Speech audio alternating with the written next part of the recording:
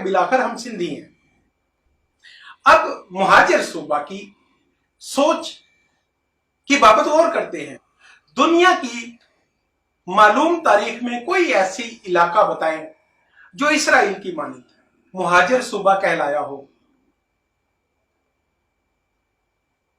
जब कोई इंसान अपने इलाका को मुस्तकिल बुनियादों पर छोड़कर दूसरी जगह जाता है तो वो वहां के कल्चर, रस्म और रवाज, वहां के इलाका में जम होने के लिए जाता है। अगर आज तक उनकी शनाख्त, उनकी कल्चरल डिफरेंसेस सिंध के साथ पूरे नहीं हुए तो ये कोई फितरी बात नहीं है। इसे गैर फितरी तौर पर ताकतवर बनाया गया है, इसे कौमों को लड़वाया गया है और इसके पीछे एक साजिश है। अब सिंध में आबाद मुहाजिरों को यह समझना है कि उनकी ताकत, उनकी तरक्की, उनके शहर की तरक्की, उनके इलाका की तरक्की वो अपने सूबा में आबाद लोगों के साथ है, ना कि रावलपिंडी के साथ। मैं इससे कबल भी कहा करता हूं कि कराची की बर्बादी में पीपल्स पार्टी का रोल नहीं है, बल्कि मुहाजिरों के दुश्मन, सिंधियों के दुश्मनों का रोल है। ये उन लोगों का किरदार है जो दोनों को तरक्की करते हुए नहीं देखना चाहते। मैं मिसाल देता हूं कि 1977 का कराची एक पुरअमन तरीन और शानदार तरीन शहर था। पूरी दुनिया में सबसे ज्यादा तेजी के साथ तरक्की करता हुआ शहर था। उसको किसकी नजर खा गई?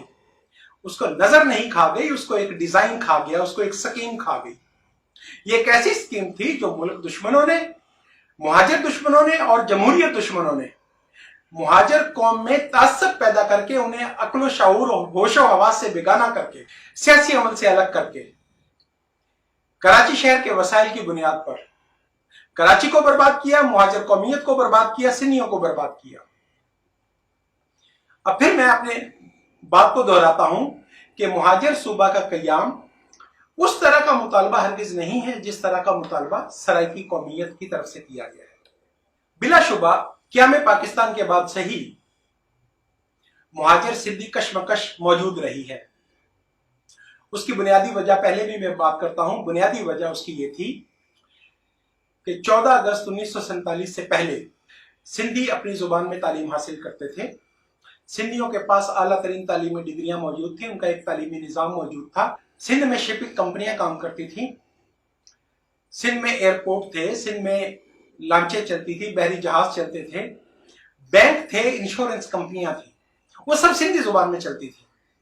14 अगस्त 1947 को नए मुल्क के वजूद के साथ ही नई एस्टेब्लिशमेंट ने यह करार दिया कि सिंधी सब अनपढ़ हैं और उन्होंने कहा कि उर्दू में पढ़ने वाले ही तालीम याफ्ता हैं और नए तमाम इदारों में उर्दू बोलने वालों को जगह दी जाएगी।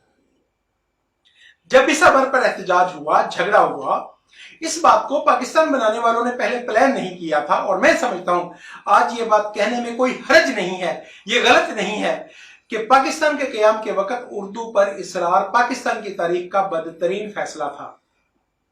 इस एक फैसले की वजह से बांग्लादेश हमसे अलग हुआ। इस एक फैसला की वजह से आज भी बलोचिस्तान में, पख्तूनख्वा में, पंजाब में, सिंध में हमारे लिए मसाइल खड़े हुए हैं। अब हमें इस बात को भी फोकस करना होगा, इस बात को भी समझना होगा कि क्या कराची एक आइडेंटिटी के तौर पर अलग हैसियत में, एक सूबे की सूरत में इसी कदर तरक्की याफ्ता पोजीशन को बरकरार रख सकता है। मैं इससे इत्तफाक नहीं करता। मिसाल के तौर पर बफर्ज महल किसी भी वजह से कराची और सिंध को अलग किया जाता है तो सिंध के पास नई बंदरगाहें बनाने के लिए कम से कम 3 पॉइंट्स मौजूद हैं। सूबा सिंध एक बड़ी मईशत है। सूबा सिंध ज़राअत, मिनरल्स, मादनियात, बिजली पैदा करने के वसाइल से मालामाल सूबा है। सूबा सिंध अपनी मईशत को रीबिल्ड करके एक नई बंदरगाह का क़याम अमल में ला सकता है। उससे कराची शहर की मईशत पर किस कदर बुरे इम्कानात पैदा होंगे, यह भी एक सवाल है। सबसे अहम बात सोचने की यह है कि पंजाब में नए सूबा का क़याम किन लोगों की जानिब से है? पसमानदा तरीन लोगों की तरफ से, गरीब लोगों की तरफ से, वसाइल की कमी का शिकार लोगों की तरफ से, नौकरियों के हिस्सा में, कोटा में कमी के शिकार लोगों की तरफ से। सिंध में किन लोगों की तरफ से? मुबैना तौर पर यह दावा किया जा रहा है कि सूबा बनाने की तजवीज है जो पूरे सिंध के वसाइल खा रहे हैं। कराची तरक्की याफ्ता तरीन शहर है।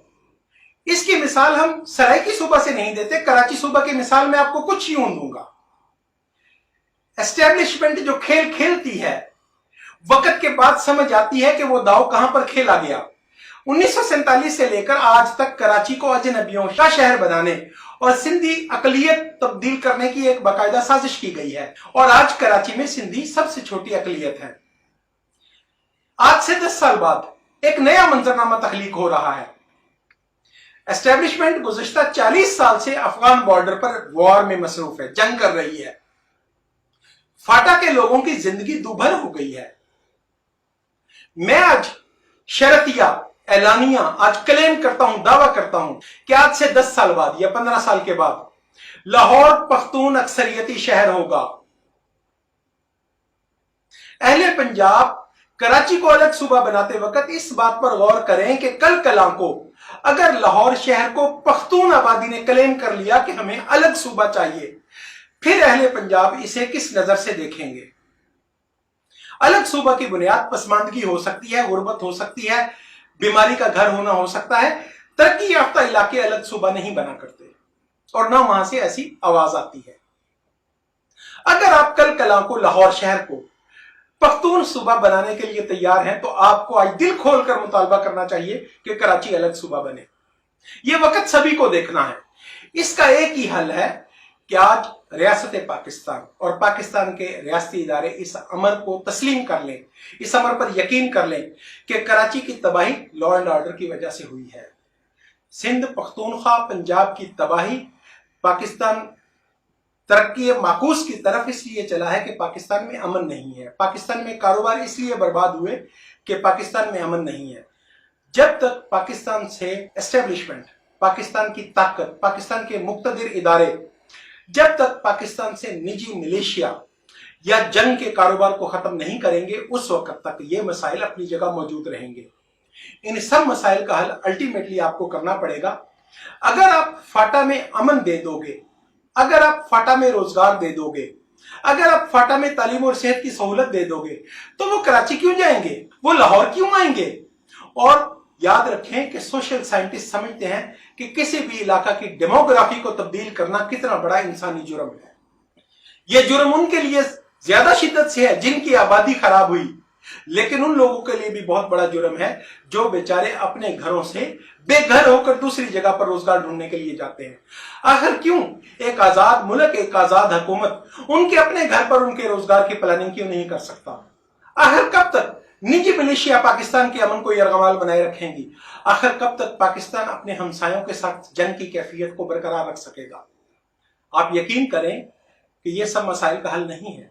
हमें एक पुरअमन पाकिस्तान चाहिए, हमें एक बैलेंस्ड विफाक चाहिए, हमें एक मजबूत पाकिस्तान बनाना है और एक बैलेंस्ड और मजबूत पाकिस्तान, एक अच्छा विफाक ही सबके हकूक का अलंबरदार हो सकता है।